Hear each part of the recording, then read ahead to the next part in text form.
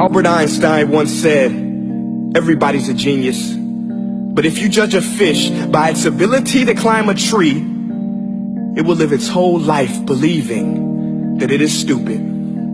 Ladies and gentlemen of the jury, today on trial we have modern day schooling. Glad you could come. Not only does he make fish climb trees, but also makes them climb down and do a 10-mile run. Tell me, school, are you proud of the things you've done?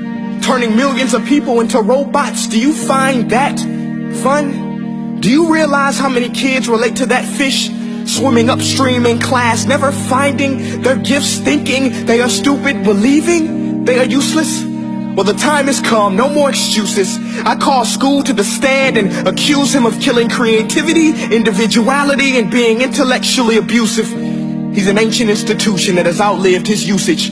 So, Your Honor, this concludes my opening statement, and if I may present the evidence of my case, I will prove it. Proceed. Exhibit A. Here's a modern day phone. Recognize it? Here's a phone from 150 years ago. Big difference, right? Stay with me. Here's a car from today, and here's a car from 150 years ago. Big difference, right? Well, get this. Here's a classroom of today, and here's a class we used 150 years ago. Now ain't that a shame? In literally more than a century, nothing has changed. Yet you claim to prepare students for the future? But with evidence like that, I must ask, do you prepare students for the future or the past? I did a background check on you and let the record show that you were made to train people to work in factories, which explains why you put students in straight rows, nice and neat, tell them sit still, raise your hand if you want to speak, give them a short break to eat, and for 8 hours a day tell them what to think. Oh, and make them compete to get an A letter which determines product quality, hence grade A of meat. I get it. Back then, times were different. We all have a past. I myself am no Gandhi. But today, we don't need to make robot zombies. The world has progressed. And now we need people who think creatively, innovatively, critically, independently, with the ability to connect. See, every scientist will tell you that no two brains are the same.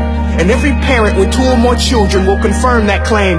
So please explain why you treat students like cookie cutter frames or snapback hats, giving them this one-size-fits-all crap. Watch your language. Sorry, Your Honor, but if a doctor prescribed the exact same medicine to all of his patients, the results will be tragic. So many people will get sick, yet when it comes to school, this is exactly what happens, this educational malpractice, where one teacher stands in front of 20 kids, each one having different strengths, different needs, different gifts, different dreams, and you teach the same thing the same way?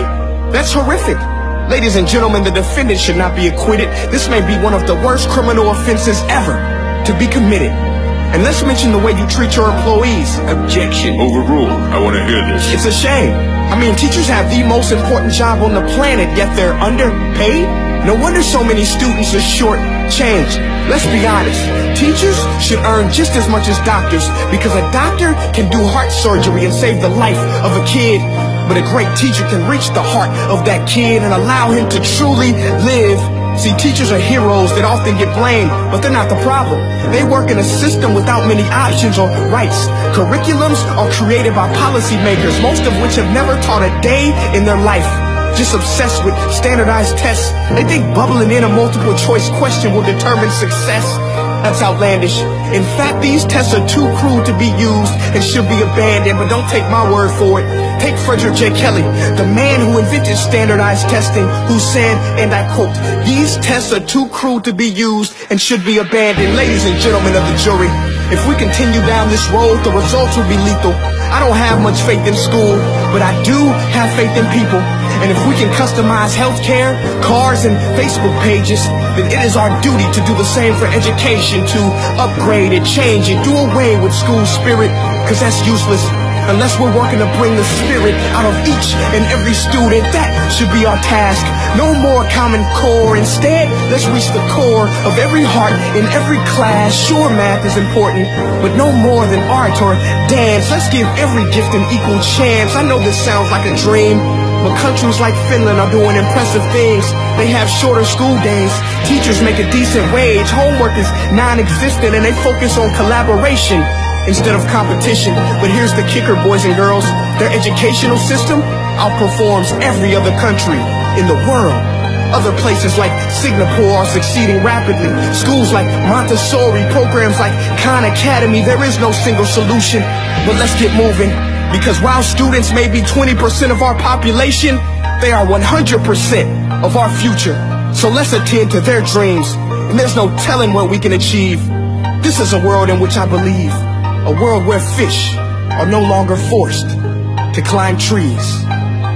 I'll rest my case.